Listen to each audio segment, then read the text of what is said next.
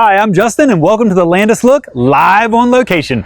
We're here today to take an inside look at the world of real estate at an actual house that just got renovated. If y'all were with us a few months ago, you got to see this house in complete fixer-upper stage. The house was gutted, we could barely get in the front door, there was trash everywhere, and now you're about to see the finished product. And this is the best part of any real estate show on HGTV.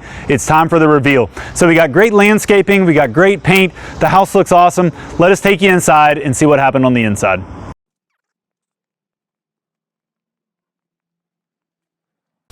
All right, if you remember last time, I could barely get the front door open. We got a brand new front door, so it's gonna be a lot easier to get in this time, and I think you'll be excited what you see on the inside. All right, so come on in, take a look at what the house is now. If you remember last time, it was completely gutted, and what I'm gonna try to do today is show you all some things that have been done that are upgrades, some things that were saved, that saved some money and just decided that, hey, this wasn't cost effective to do, and give you a little inside look on the thought process of renovating this house. First of all, if you can see on the floors, we've got lines here, there's a line here, and then there's another line up. This was initially 3 rooms. We've now got a completely open floor plan. So a lot of times I'm with a buyer in a house and they'll say, hey, can we open this up? Typically the answer to that question is yes, you can open it up. And this looks great. I mean, we did have to do a transition in the floor. The ceiling's all smoothed out. You can't even tell up on the ceiling that there was a wall there at one point. And so now we've got that open floor plan, and that's one of the things that we typically always try to get in a renovated house because it's on most buyers' lists. And that's what we're trying to do here. We're trying to appeal to the 80% of buyers who basically want the same thing. And on almost everybody's list is an open floor plan. So here we have that open floor plan. We have dining room, living room, kitchen. You know, an upgrade that was done here in the main area of the house is you have vertical shiplap on the walls. You got it on this wall and on this wall. That is more expensive than drywall. But the reason that we opted for that in this house is it changes the feel of the house. There's something about the feel of a house. This is an emotional purchase for most buyers that doing something like that, it just changes the overall dynamic and feel of the house. And so that's something that, hey, felt like it was worth it to spend that extra bit of money here. Well, on the flip side, you'll notice that these windows are original windows. Most of the house has original windows. And so those original windows, they are a big savings as opposed to new windows. They do look beautiful. The architectural detail on them is beautiful. They're not as energy efficient as new windows, and it's also a big savings. And so even though, hey, some people may prefer new windows, that's one place where we felt like the extra money wasn't worth it, and it still makes the house look beautiful. Because here is a Justin Landis tip on renovating houses. People like pretty. If you can make the house pretty, that's what people like. People notice that a lot more than the mechanicals. But while I'm on the mechanicals, they're actually all new in this house. So this house has new electrical, new plumbing, new HVAC, new roof. So even though, hey, pretty is what I feel like often sells houses, this house is ready to go for somebody from a mechanical standpoint. Let's go to the kitchen. All right, so they say that the money rooms in a house are the kitchen and the bathroom. So hopefully this is the money room in this house with the kitchen. You've got an island, which is on most people's wish list here. You've got an apron front sink, which is a little bit more expensive, but I think looks beautiful and most people like. And then a big splurge in this kitchen is the appliances. So you have KitchenAid appliance package in this house, which probably costs double what another stainless appliance package could have cost for, you know, a reputable name brand. However, appliances are one of the things that, for buyers, they're very visible. Buyers know that KitchenAid is a step up from a lot of other appliance packages. However, if you saw the light fixture when we came in the door of the dining room, most people don't know whether it came from Restoration Hardware or whether it came from Home Depot. And so that's a harder place to spend money because buyers don't always appreciate it. Almost all buyers appreciate an upgraded appliance package. And so that's what we have here. So we have a great kitchen, appliance package upgraded. We've got designer tiles on the backsplash. We did a little extra mudroom area here where when you come in the back door, you've got additional storage. You've got a place to hang your coats as you come in. And then we also spent additional on the outside. So come take a look at the outside and see an upgrade that was done back here. So we could have just had a deck back here, right? Could have just had the basic deck boards, but instead we've got this covered area.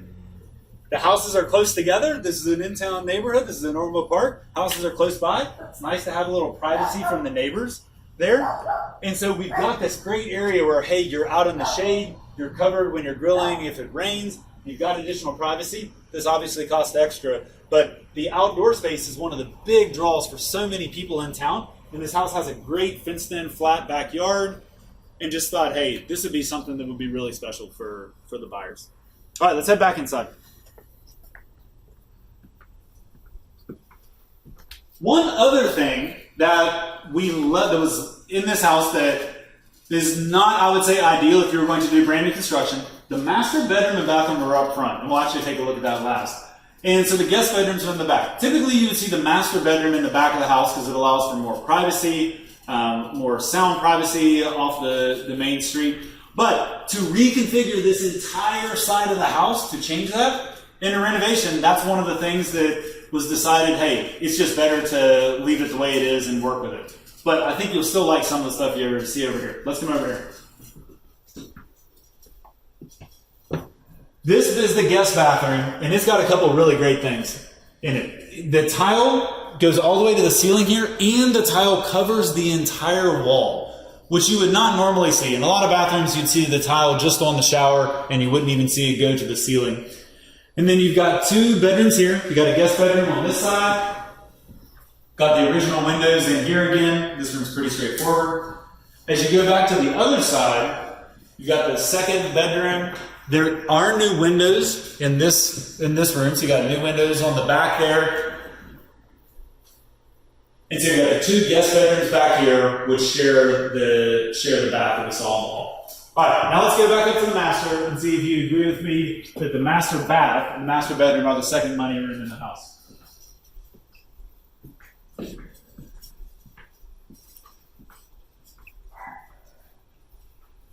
So we got a great size master suite in here. Got room for your side tables, room for additional furniture, great light in here.